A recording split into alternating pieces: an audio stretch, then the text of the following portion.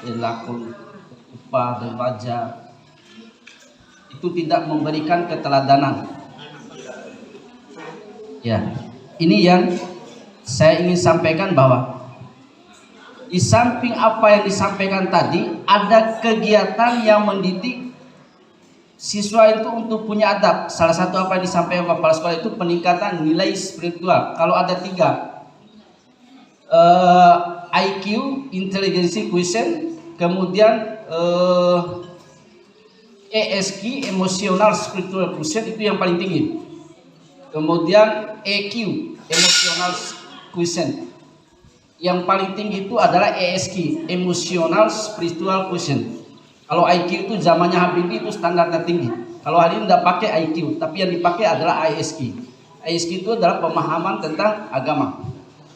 Nah, langkah apa yang kita lakukan? Mungkin saya mungkin izin Pak Kepala sedikit memberikan komentar. Langkah-langkah apa mungkin, atau beberapa, atau salah satu langkah yang bisa dipakai oleh kita untuk membuat mereka itu punya adab. Mungkin kepala sekolah bisa ngomong sedikit. Sekedar. Terima kasih. Jadi berdasarkan pengalaman saya ketika di SMA, kita mulai dulu dari ketika siswa datang.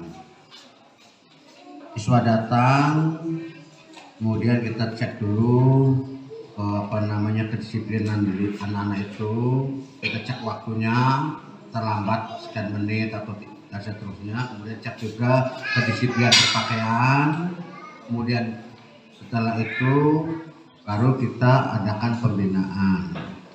Sekali lagi, dalam membina ini Bapak Ibu, kita mengedepankan pendekatan kecerdasan spiritual. Karena kalau kita mengedepankan kecerdasan intelektual, anak-anak itu tuh lagi bermasalah. Anak-anak umur segitu itu lagi banyak sangat labil emosinya. Mungkin berantem, orang tuanya di rumah membawa masalah. Mungkin tidak makan, tidak sarapan karena ikannya tidak enak, bermasalah.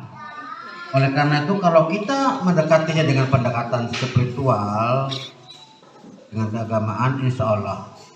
Bagaimana cara mendekati spiritual itu? Contohnya dalam terapan. Misalnya, ketika anak itu bermasalah atau terlambat, selain hukuman fisik, coba kita anak itu suruh siapa di sana ambil tempat air wudhu. Bimbing lihat dulu anak itu, kamu coba ambil air wudhu dulu. Bagaimana? Bisa nggak dia air wudhu? Kalau tidak bisa, diajarkan. Kita ambil wudhu, panggil satu-satu dalam ruangan atau disuruh berdiri di lapangan. Membacakan misalnya baca surah Al-Fatihah dan seterusnya. Kemudian juga kita perlu, yang kedua, kita juga perlu meningkatkan imtak kita. Imtak kita integrasikan dalam pelajaran masing-masing guru. Sering siswa saya bertanya, Pak, untuk apa belajar matematik? Ada gunanya, Pak. Kita ke pasar nggak pakai matematik, kita ke sana nggak pakai matematik, dan seterusnya dan seterusnya. Itulah gunanya kita belajar agama. Kita keluarkan satu hadis yang berkaitan dengan hitung-menghitung. Misalnya contoh, di dalam hadis dikatakan bahwa ada suatu malam yang lebih baik dari 1000 bulan. Contoh itu. Ini kalau dalam pelajaran matematik ya bagus. 1000 bulan. 1000 bulan. Kalau satu tahun itu berapa bulan anak-anak? 12. Kalau begitu coba kamu, berapa kali sekian yang mendekati angka 1000? Kan hitung oleh anak. Oh, itulah pendekatan tentang keagamaan. Jadi ada satu malam yang lebih baik dari 1000 bulan. Kalau begitu 1000 bulan terus akhirnya ada 83 tahun lebih sedikit-sedikit. Anak kan paham itu Bapak Ibu. Contoh, apalagi di dalam hak pembagian warisan, itu prosentase itu perlu kita terapkan di sama anak-anak. Kalau itulah makanya anak pentingnya belajar matematik. Tentang bersedekah, tentang zakat, 2,5%. Coba kalau uang kami perilaku upah dan pajak itu tidak memberikan keteladanan. Ya, ini yang saya ingin sampaikan bahwa di samping apa yang disampaikan tadi, ada kegiatan yang mendidik siswa itu untuk punya adab. Salah satu apa yang disampaikan kepala sekolah itu peningkatan nilai spiritual. Kalau ada 3, IQ, inteligensi quotient, kemudian ESQ, emotional spiritual quotient, itu yang paling tinggi. Kemudian EQ, emotional quotient. Yang paling tinggi itu adalah ESQ, emotional spiritual quotient. Kalau IQ itu zamannya Habibie itu standarnya tinggi. Kalau hari ini tidak pakai IQ, tapi yang dipakai adalah ISQ. ISQ itu adalah pemahaman tentang agama. Nah, langkah apa yang kita lakukan? Mungkin saya mungkin izin Pak Kepala sedikit memberikan komentar. Langkah-langkah apa mungkin, atau beberapa, atau salah satu langkah yang bisa dipakai oleh kita untuk membuat mereka itu punya adab. Mungkin kepala sekolah bisa ngomong sedikit. Sekedar. Terima kasih. Jadi berdasarkan pengalaman saya ketika di SMA, kita mulai dulu dari ketika siswa datang. Siswa datang, kemudian kita cek dulu kedisiplinan dari anak-anak itu. Kita cek waktunya, terlambat sekian menit atau dan seterusnya. Kemudian cek juga kedisiplinan berpakaian. Kemudian setelah itu baru kita adakan pembinaan. Sekali lagi, dalam membina ini Bapak Ibu, kita mengedepankan pendekatan kecerdasan spiritual. Karena kalau kita mengedepankan kecerdasan intelektual, anak-anak itu tuh lagi bermasalah. Anak-anak umur segitu itu lagi banyak sangat labil emosinya. Mungkin berantem, orang tuanya di rumah membawa masalah. Mungkin tidak makan, tidak sarapan karena ikannya tidak enak, bermasalah. Oleh karena itu, kalau kita mendekatinya dengan pendekatan spiritual, dengan keagamaan, insya Allah. Bagaimana cara mendekati spiritual itu? Contohnya dalam terapan. Misalnya, ketika anak itu bermasalah atau terlambat, selain hukuman fisik, coba kita anak itu suruh siapa di sana ambil tempat air wudhu. Bimbing lihat dulu anak itu, kamu coba ambil air wudhu dulu. Bagaimana? Bisa nggak dia air wudhu? Kalau tidak bisa, diajarkan. Kita ambil wudhu, panggil satu-satu dalam ruangan atau disuruh berdiri di lapangan. Membacakan misalnya baca surah Al-Fatihah dan seterusnya. Kemudian juga kita perlu, yang kedua, kita juga perlu meningkatkan imtak kita. Imtak kita integrasikan dalam pelajaran masing-masing guru. Sering siswa saya bertanya, Pak, untuk apa belajar matematik? Ada gunanya, Pak. Kita ke pasar nggak pakai matematik, kita ke sana nggak pakai matematik, dan seterusnya. Itulah gunanya kita belajar agama. Kita keluarkan satu hadis yang berkaitan dengan hitung-menghitung. Misalnya contoh, di dalam hadis dikatakan bahwa ada suatu malam yang lebih baik dari 1000 bulan. Contoh itu. Ini kalau dalam pelajaran matematik ya Bapak. 1000 bulan. 1000 bulan. Kalau satu tahun itu berapa bulan anak-anak? 12. Kalau begitu coba kamu, berapa kali sekian yang mendekati angka 1000? Kan hitung oleh anak. Oh, itulah pendekatan tentang keagamaan. Jadi ada satu malam yang lebih baik dari 1000 bulan. Kalau begitu 1000 bulan terus akhirnya ada 83 tahun lebih sedikit-sedikit. Anak kan paham itu Bapak Ibu. Contoh, apalagi di dalam hak pembagian warisan, itu prosentase itu perlu kita terapkan di sama anak-anak. Kalau itulah makanya anak pentingnya belajar matematik. Tentang bersedekah, tentang zakat, 2,5%. Coba kalau uang kami itu 100.000, berapa kalau 2,5%? Bingung, karena guru juga banyak tidak bisa ya. Contoh misalnya, nah disitulah kita pendekatan agama. Jadi kita integrasikan setiap mata pelajaran itu kita integrasikan dengan imtaknya. Jadi imtak kita integrasikan mata pelajaran. Itu di semua mata pelajaran ada Bapak Ibu. Saya yakin di sini ada fisika, kimia, biologi, apalagi jelas ya.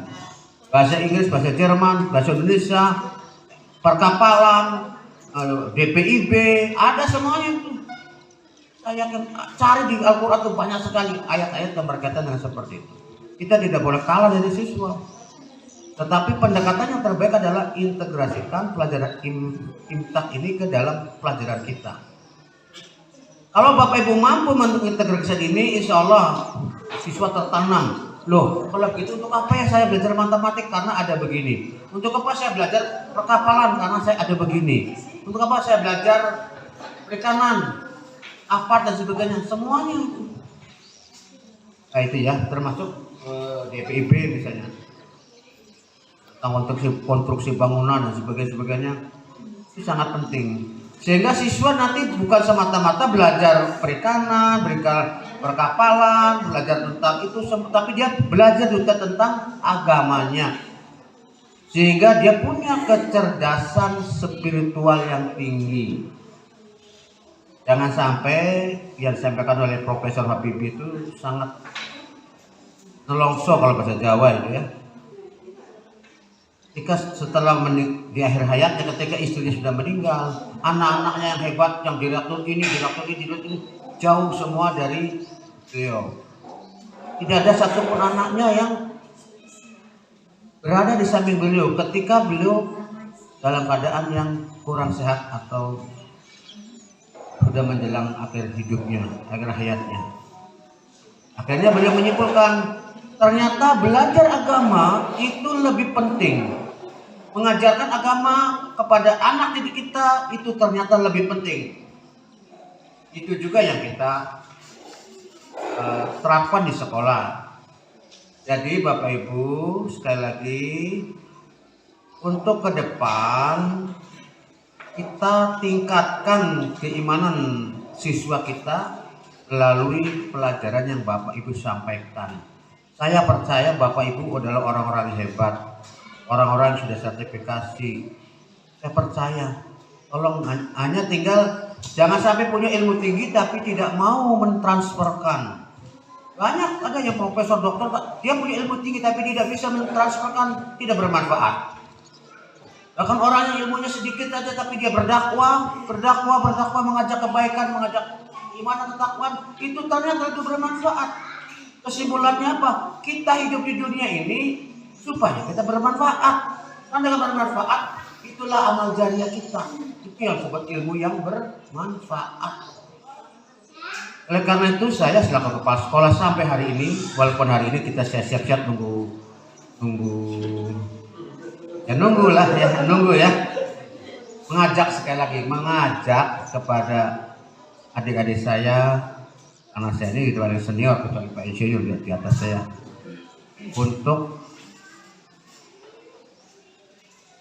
meningkatkan kualitas pembelajaran kita, kualitas keimanan anak didik kita, imtak anak didik kita, kualitas iptek anak didik kita dengan semangat perubahan yang seperti yang disampaikan oleh Pak Tuhan sebagai guru penggerak. Memang Bapak Ibu, perubahan kita harus bergerak. Kalau kita tidak bergerak, kita akan dilindas. Makanya makanya Allah dengan sifat bergerak itulah, kalau bergerak itu akan sehat Bapak Ibu. Makanya mengapa Ka'bah itu orang bertawaf untuk kelilingi Ka'bah itu kan harus bergerak, tidak ada yang diam. Karena kalau bergerak itulah ada kekuatan, ada keunggulan, ada kecerdasan. Orang yang diam saja tidak akan cerdas Bapak Ibu. Makanya dalam olahraga itu orang yang berlari itu adalah meningkatkan kecerdasan. Karena dia bergerak terus. Iya Bapak Ibu ya. Jadi saya percaya Bapak Ibu semua ini adalah guru-guru hebat, guru-guru yang sangat inovatif sebenarnya. Hanya belum mau men-sharekan ilmunya itu aja. Men-sharekan ilmunya kepada anak didik kita dengan kesabaran, dengan kelembutan, dengan ketenangan, dengan membuat mereka nyaman dekat dengan kita. Jangan kita jadi jaksa atau jadi polisi. kepada mereka. Kita jadilah penganyom, pembimbing, pembina yang mereka sendiri hanya nyaman dengan kita. Barangkali itu saja ya. Ini sudah jam 12 sekian. Tinggal satu lagi sedikitnya. Jadi tidak ada pertanyaan lagi ya. Izin pendapat dari Ibu Yeni mewakili rekan guru tentang adanya prakasa perubahan. Ibu Yeni mungkin bisa memberikan sebuah gambaran kegiatan apa yang bisa membuat anak-anak ini bisa memiliki adab, sopan santun atau apalah yang mungkin sedikit tambahan dari Ibu Yeni. Ya, terima kasih Pak Johan. Kita harus menjadi tadi seperti contoh. Ketika kita kan guru itu digugu dan ditiru. Kalau gurunya berperilaku baik, datang tepat waktu, terus masuk sekolah membawa salam, dia memberikan contoh perkataan, perbuatan dan tindak tanduknya itu baik, maka anak itu akan insya Allah akan menjadi baik. Itu. Terus tadi memperkuat, kayak kemarin kita seperti kata Pak Wak, memperkuat spiritualnya, keimanannya. Kita ada di sini menerapkan katanya sholat zuhur berjamaah. Mari kita sama-sama, setiap Bapak Ibu guru sama-sama aja kita mengayom kepada anak-anak untuk mengarahkan ke musola. Itu kan di musola untuk melakukan sholat zuhur berjamaah. Mungkin di rumahnya tidak ada orang tuanya yang menyuruh sholat. Mungkin kita di sekolah inilah yang menyuruh mereka sholat. Itu. Mungkin itulah salah satu contoh bagaimana kita bisa memperkuat akhlak anak-anak.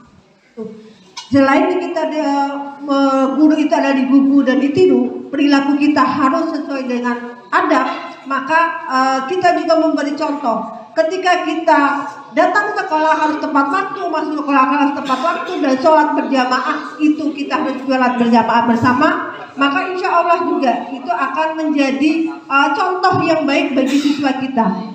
Itu saja yang bisa saya sampaikan. Saya menyampaikan terima kasih kepada Ibu Yeni mewakili guru. Kalau tadi kepala sekolah, dan yang ketiga terakhir mungkin mewakili dari komite atau orang tua murid.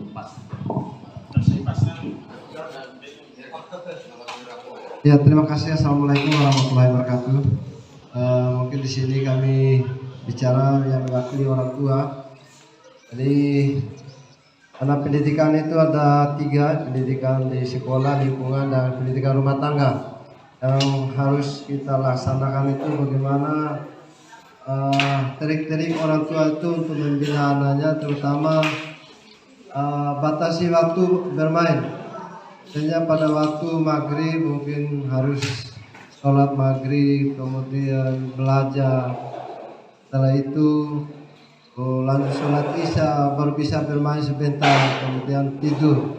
Walaupun di rumahnya terlambat pulang ke rumah, ya mohon dicari kembali atau di HP agar segera pulang ke rumah. Kemudian batasi selaku orang tua itu batasi pergaulan bebas lingkungan yang tidak baik itu, dan seharusnya anak itu bergaul dengan orang-orang yang rajin sholat atau beribadah. Jangan pergaulan itu dengan orang-orang yang arahnya ke negatif, misalnya ke minuman atau yang lain-lain lah. Mungkin itu sekedar arahan ataupun yang dilakukan oleh orang tua kepada anaknya masing-masing di rumah. Demikian dan terima kasih. Assalamualaikum warahmatullahi wabarakatuh.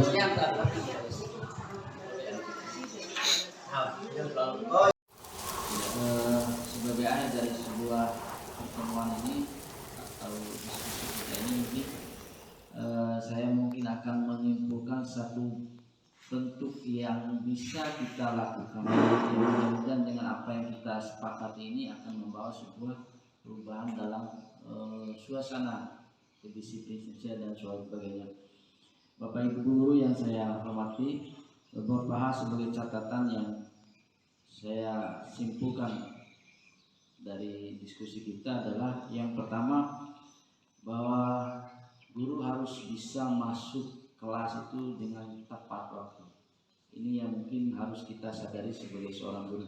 Mungkin tidak membuat siswa juga akan mengikuti terlambat karena guru juga terlambat. Artinya mari kita menyadarkan diri kita bahwa kita harus mengikuti aturan yang sudah disepakati, yaitu masuk tepat waktu. Yang kedua adalah guru bisa memberikan contoh teladan yang baik bagi murid, baik dalam bersikap maupun dalam berbicara. Hindari kata-kata yang kasar, kotor dan sebagainya. Mendekati siswa mungkin dengan penuh kasih sayang dan lemah lembut. Mungkin dengan itu mereka akan sedikit mau berubah dalam sikap mereka. Kemudian yang ketiga adalah mari kita mengajar dengan rasa, dengan hati penuh kasih sayang, dan buat mereka itu senang. Pahami kebutuhan mereka, pahami kondisi mereka, minat dan sebagainya, termasuk profil belajar murid itu kita pahami. Dalam arti apa? Kita mungkin harus paham latar belakang masing-masing siswa. Karakter siswa itu berbeda-beda. Ada mungkin yang pintar, yang bodoh, yang nakal, yang baik dan sebagainya. Dan itu yang harus kita pahami supaya kita bisa memetakan bagaimana cara kita mengajar mungkin di kelas, supaya kita menyesuaikan. Kemudian yang ketiga adalah kita harus melaksanakan apel pagi, karena dengan apel pagi itu ada istilahnya pemberian motivasi, memberikan arahan dan sebagainya agar mereka senantiasa mau taat pada sebuah aturan yang kita buat atau yang kita sepakati. Apel pagi ini bisa dilaksanakan sebelum masuk kelas, ya 15 menit atau 20 menit pada saat pagi hari datang mereka itu. Kemudian yang keempat adalah melaksanakan sholat zuhur berjamaah. Nah ini perlu kita bersama-sama mengarahkan siswa, tidak hanya